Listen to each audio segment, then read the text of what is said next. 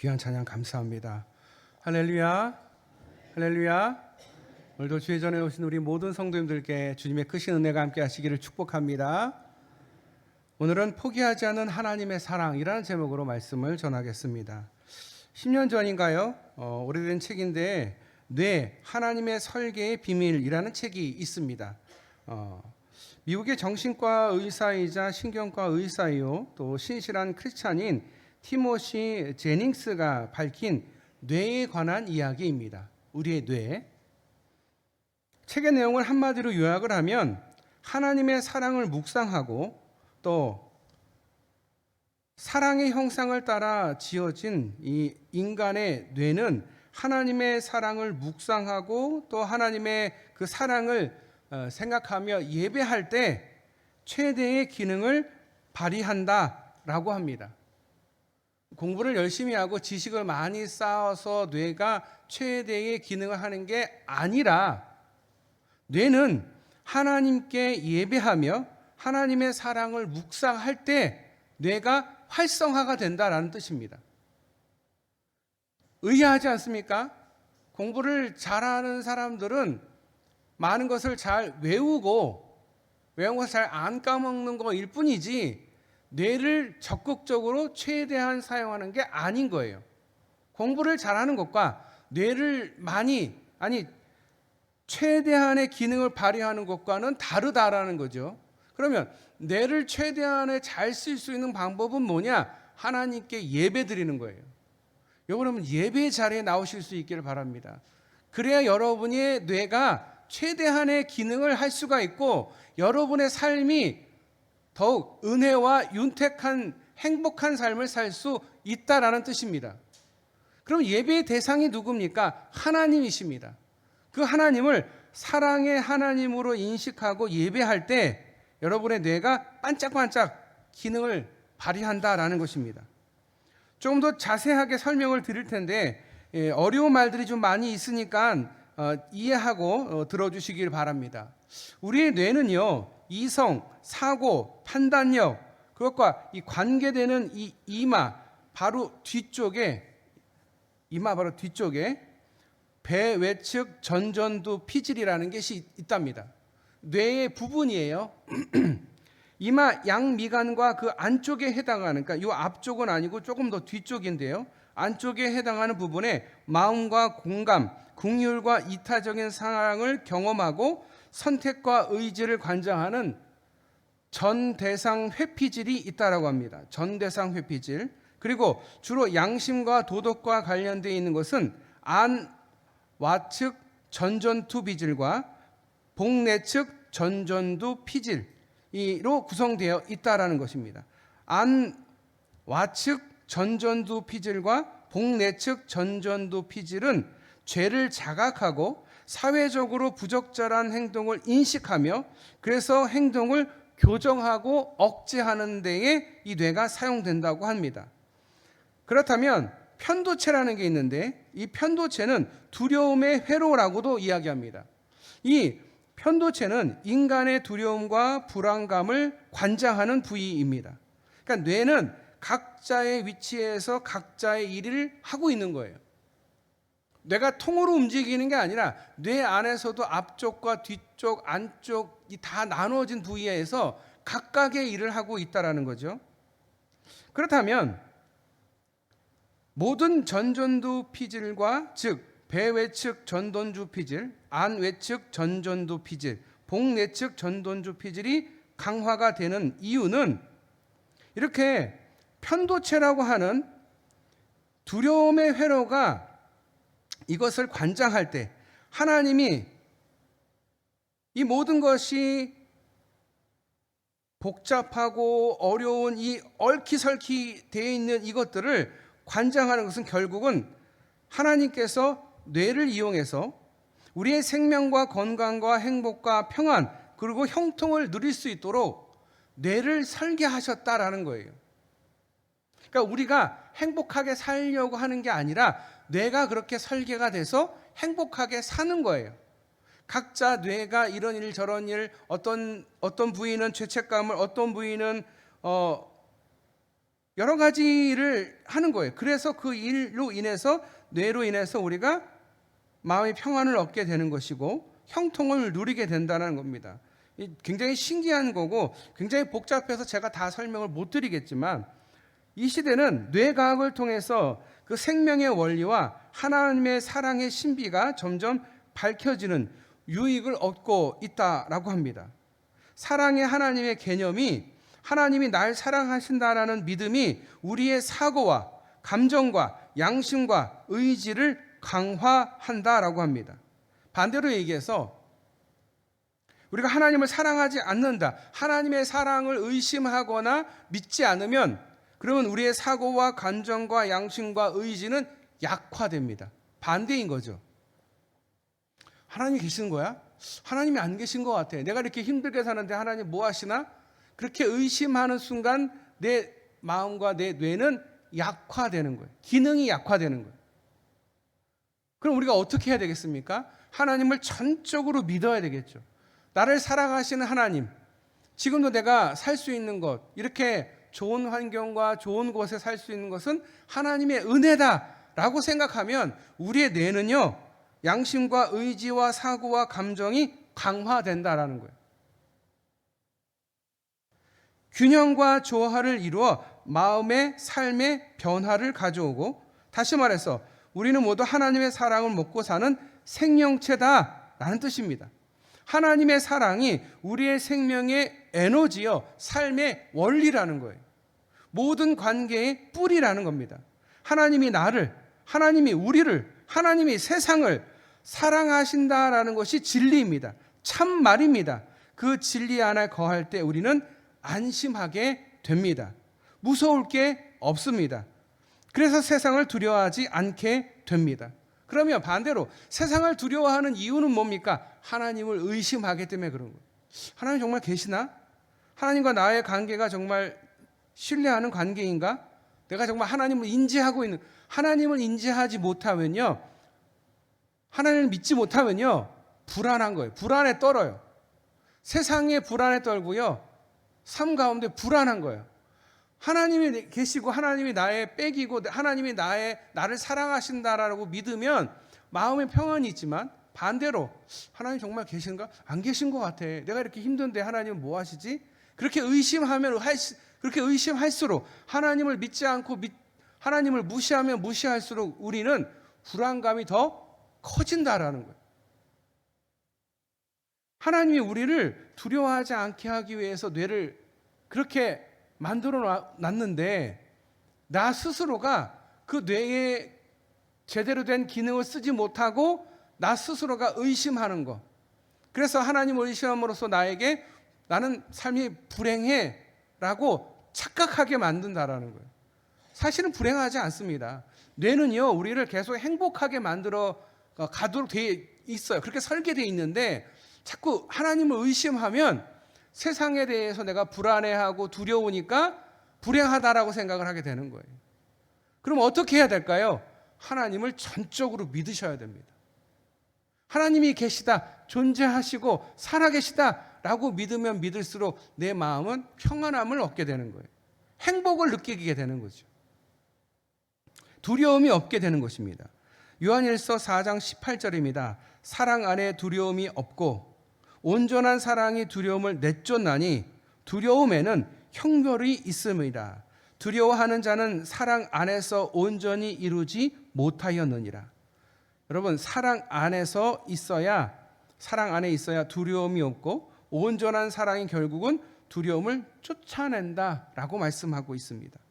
하나님에 대한 사랑, 하나님이 나를 사랑하신다는 것, 내가 하나님을 사랑하는 것, 그 모든 그 사랑 가운데에 우리는 두려움을 이겨낼 수 있습니다. 여러분, 두려우십니까? 불확실한 미래에 대해서 두려워하십니까? 죽음에 대해서 두려우십니까? 두려운 이유는 단 한 가지예요. 하나님을 믿지 못해서 그런 거예요. 하나님을 알지 못해서 그런 거예요. 오늘 말씀 14장 호세아서의 그 내용을 요약하고 결론하는 부분입니다. 호세아서 전체 1장부터 시작해서 쭉 가다가 이 마지막 14장은 호세아서의 결론이자 요약입니다. 그러면 그 결론이 뭔가? 하나님 사전에는 결코 포기란 없다라는 것입니다. 호세아서가 처음부터 끝까지 이야기하고 하나님께서 우리에게 해주시는 말씀은 뭐다? 하나님은 우리를 포기하지 않으신다라는 것입니다. 포기하지 않는 하나님의 사랑을 이야기하고 있습니다. 호세아서는 매우 충격적인 내용을 담고 있습니다. 하늘과 땅을 지으신 그 하나님의 사랑 때문에, 그 하나님이 눈물을 흘리고 전능하신 하나님이 사랑한다는 이유만으로 상처를 입으시고 거룩하신 하나님의 가슴이 멍이 들고 깨진 그 심장으로 자신의 속마음을 다 털어 놓으시는 내용입니다. 심지어 자신의 종 호세아에게 내가 겪고 있는 일을 당해보아라. 아니, 우리가 서로 입장을 바꾸어서 생각해보자 라고 부탁하시고 심지어 하소연까지 하고 있는 내용이 호세아서입니다. 도대체 무슨 일일까? 하나님은 태초부터 위험을 무릅쓴 사랑을 하셨기 때문에 그런 거예요. 위험을 무릅쓴 사랑. 사랑하는 자의 거절과 배신과 반역과 불순종의 위험을 무릅쓴 사랑입니다. 하나님은 우리가 배신할 것이고 우리가 불순종할 것이고 하나님 앞에 반역할 것이고 그것을 아셨어요. 아셨지만 우리에게 그를 로봇이나 기계나 그런 존재로 만든 것이 아니라 그냥 말만 하면 명령한 대로 따르는 기계로 우리를 만든 것이 아니라 자신을 쏙 빼닮은 인간에게 자유의지를 선물해 주셨습니다. 자유를 주셨어요. 사랑할 수도 있고 사랑하지 않을 수도 있어요.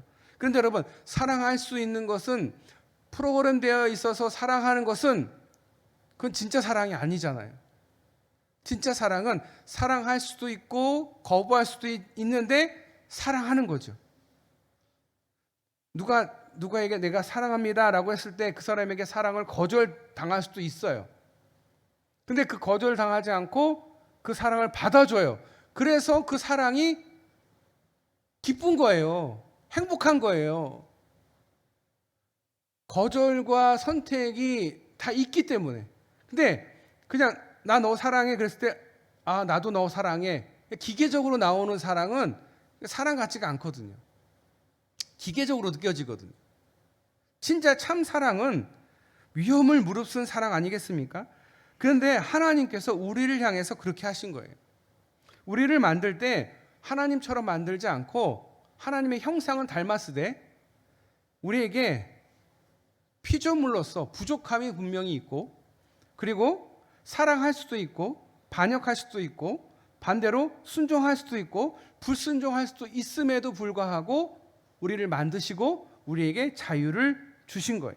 그것은 위험을 무릅쓴 사랑입니다. 하나님은 말씀하십니다. 나는 너의 감옥 속으로 걸어 들어가고 싶어. 기꺼이 너에게 구속당하고 너에게 붙들리고 싶어. 자발적으로 포로가 되어서 구속당하는 사랑을 이야기하는 것입니다.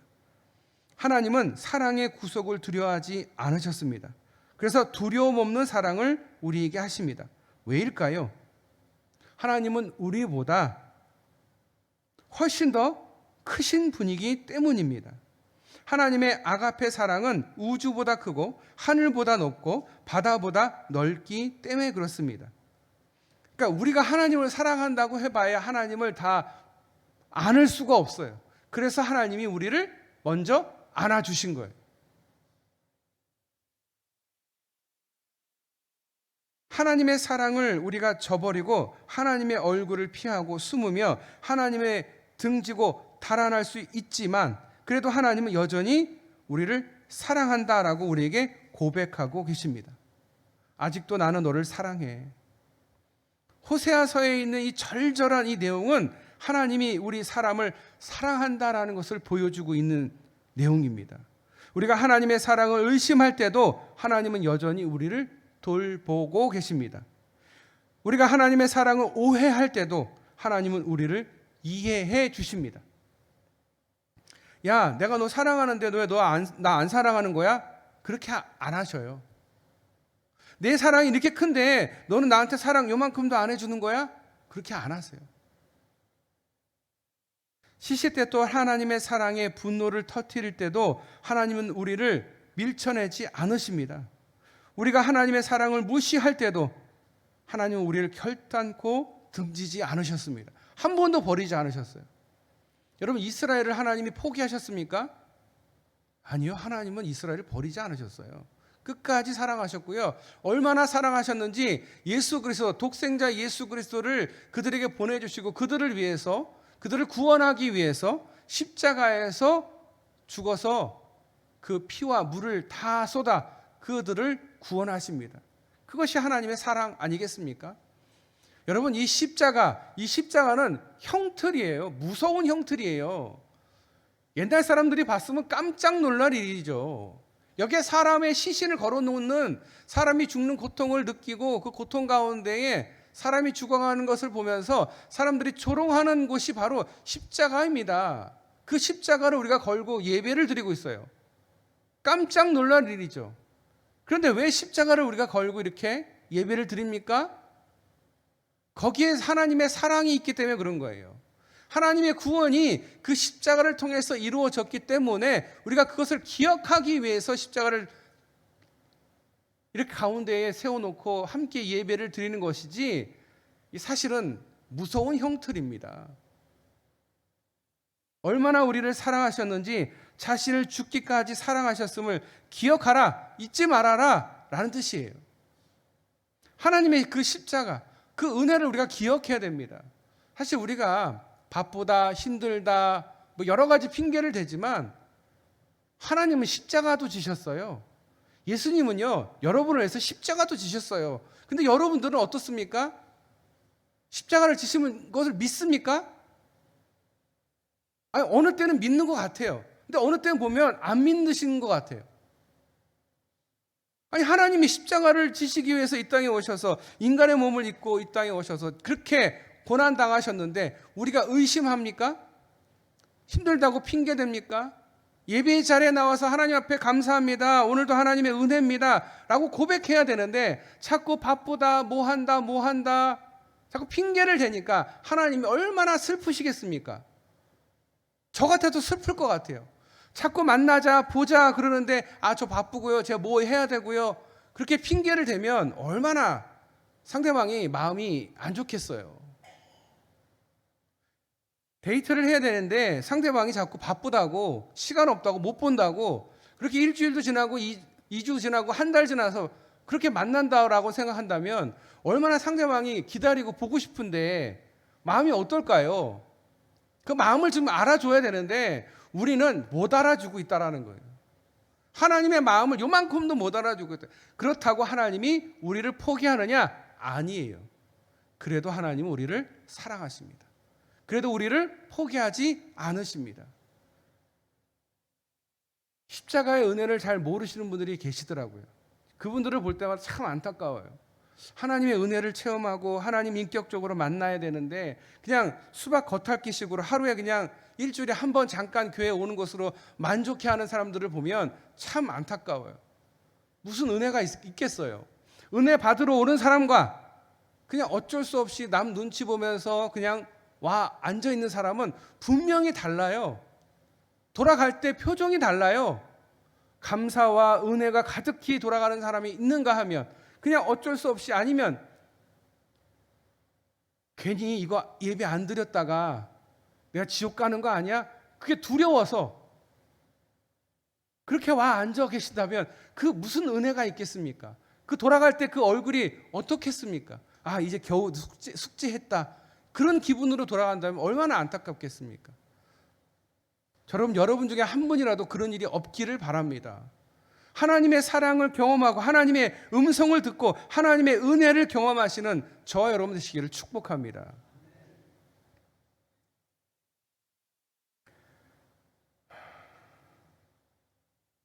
우리가 하나님의 사랑을 무시할 때도 하나님은 결코 우리를 버리지 않으셔요.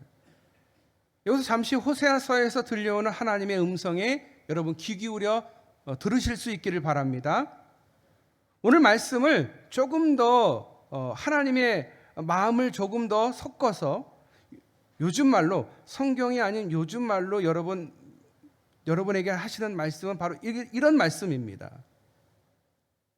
내가 너를 불쌍히 여기지 않겠다. 너희는 내 백성이 아니다. 나 또한 너의 하나님이 되지 않겠다. 다신 용서하지 않겠다. 내가 너희를 반드시 심판하겠다. 다 쓸어버리겠다. 내가 너의 길을 방해하겠다. 나를 버리고 떠난 세월만큼 그대로 갚아주겠다. 나를 사랑하는 너희의 마음은 아침 안개와 같고 덧없이 사라지는 이슬과 같구나. 내 말을 듣지 않으니 내가 그들을 버릴 것이다. 다시는 그들을 사랑하지 않을 것이다. 이것이 호세아서의 하나님의 마음이에요. 그런데 여러분, 왜 이렇게 하나님이 이스라엘 백성들에게 분노하고 진노하고 계실까요? 하나님의 사랑이 있기 때문에 그런 거예요. 하나님이 사랑하기 때문에 그런 거예요. 이상하지 않습니까? 아니, 사랑한다면서. 사랑의 하나님이시기 때문에 이렇게 말씀하시는 거예요. 사실은 이 말은요, 다시 말해서 나는 너희를 포기하지 않겠다라는 거예요. 하나님의 사랑은 불의와 죄악과 허물에 대한 진노하시는 사랑입니다. 사랑의 관계를 보호하려는 열정에서 불타오르는 진노의 표현입니다. 때로 형벌과 심판의 방식을 통해서 하나님은 우리에게 여전히 사랑한다라고 말씀하십니다. 그런데 다른 목소리도 들립니다. 지금 이렇게 말씀하고 계시지만 진짜 그 마음속에서 들려오는 말씀은 이 말씀입니다. 오늘 말씀을 비추어서 볼 때 11장 8절과 9절을 참고해서 우리가 볼 때 하나님 우리에게 이렇게 말씀하십니다. 그래도 나는 아직도 너희를 생각한다. 너희들이 지은 죄를 다 뒤로 하고 나를 찾을 때까지 내가 여기서 너희들을 기다리겠다. 아무리 화가 나도 화가 나는 대로 할 수가 없구나. 나는 하나님이요 사람이 아니기 때문이다.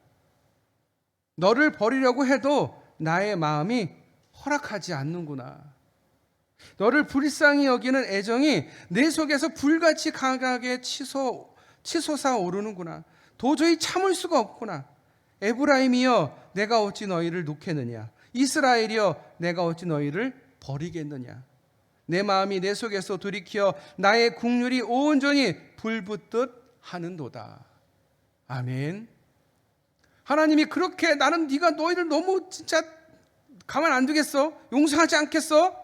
하지만 마음속에서는 나는 하나님인데 나 사람 아닌데 내가 저들을 어떻게 버리지? 도대체 난 저들을 못 버리겠어. 저들 너무 불쌍하거든. 저렇게 살면 결국 나를 떠나서 나 없는 곳에 갈 텐데 그게 더 두려워. 이 찢어지는 내 마음을 저들은 알까?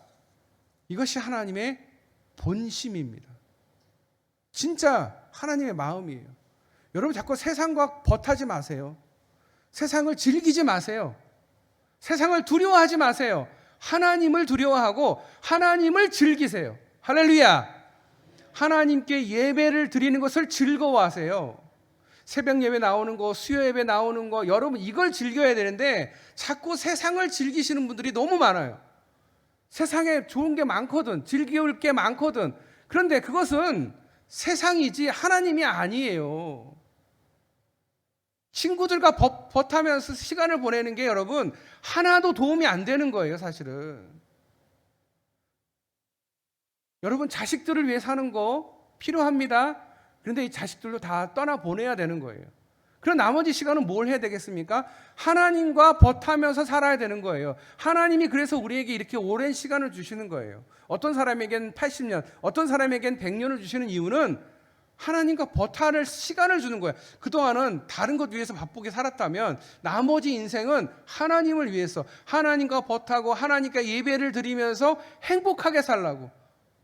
그래서 내가 더욱 하나님과 친근해지고 교제하기를 하나님은 바라시는 건데 자꾸 세상의 맛에 들려서 그 맛이 인기든 돈이든 뭐든지 간에 거기에 맞들려서 거기에 딸려서 여러분 살면 여러분 그것은 여러분을 행복하게 해줄 수 없는 거예요.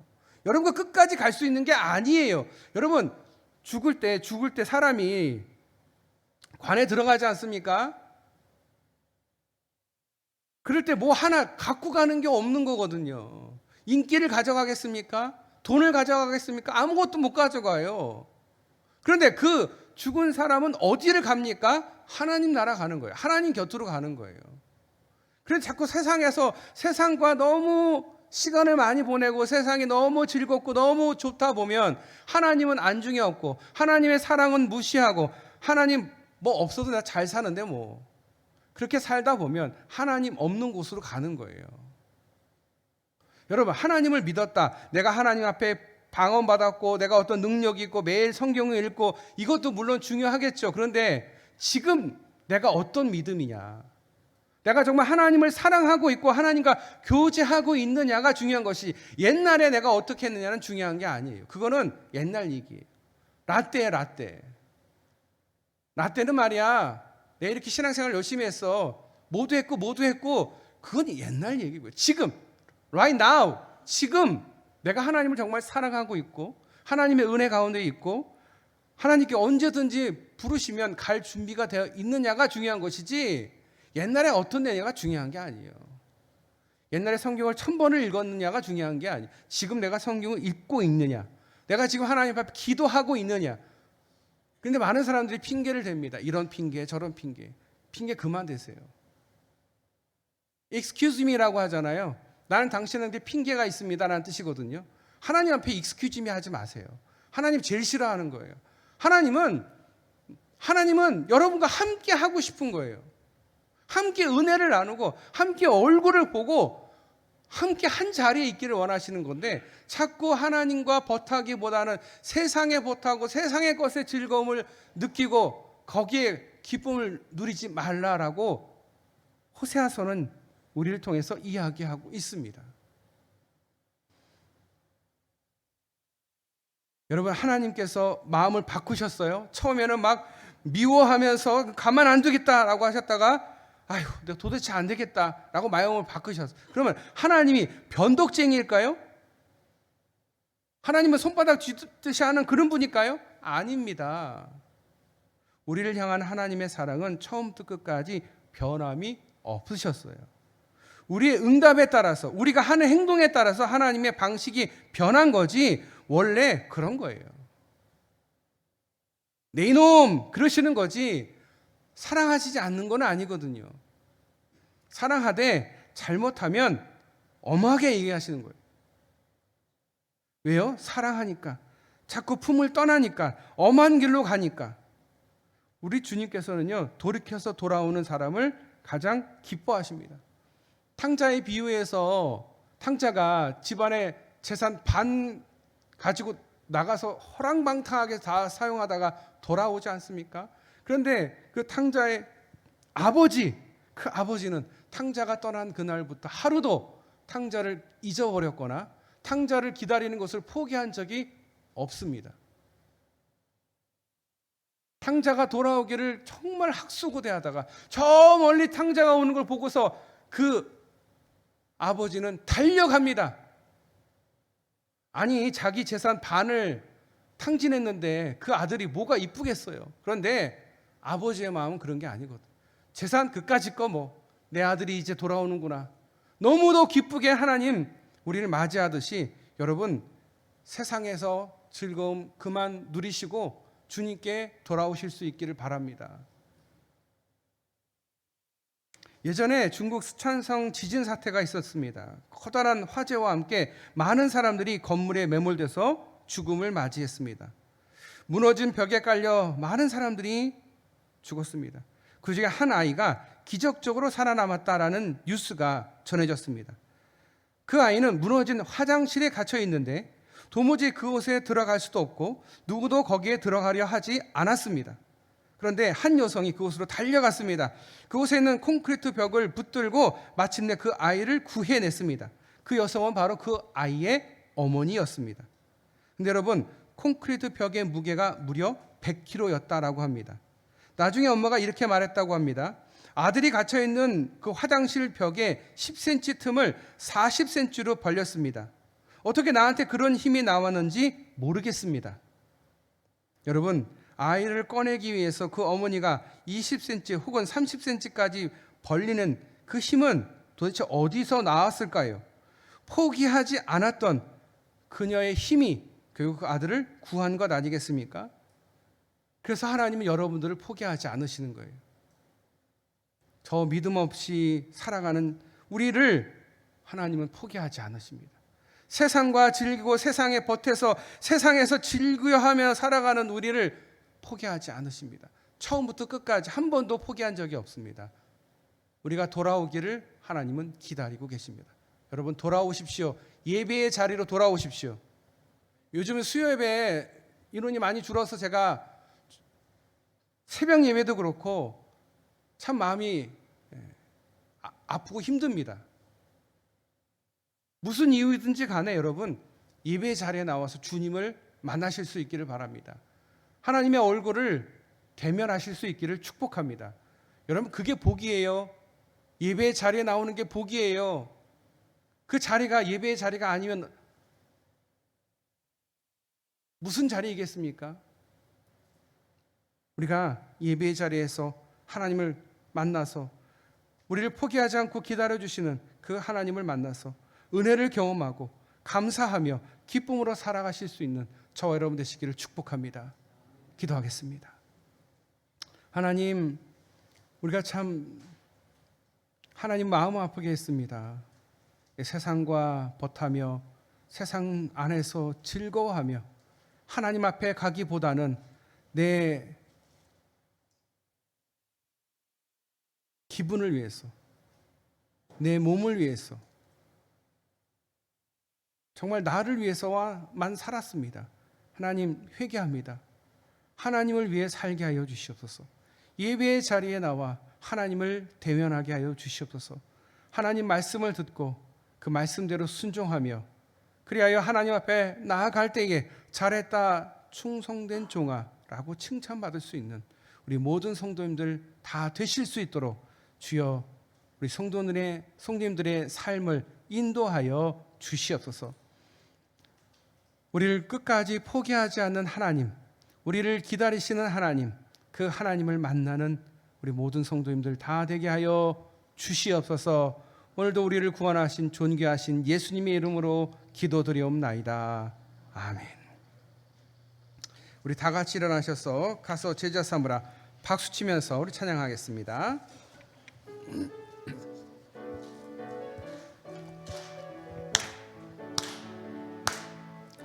갈릴리 마을 그 숲속에서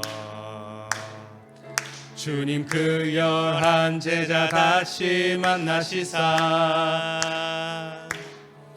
마지막 그들에게 말씀하시기를 너희들은 가라 저 세상으로 가서 제자 삼으라 세상 많은 사람들을 세상 모든 영혼이 내게 달렸나니 가서 제자 삼으라 나의 길을 가르치라 내가 너희와 항상 함께하리라. 한 번 더. 갈릴리 마을 그 숲속에서 주님 그 11 제자 다시 만나시사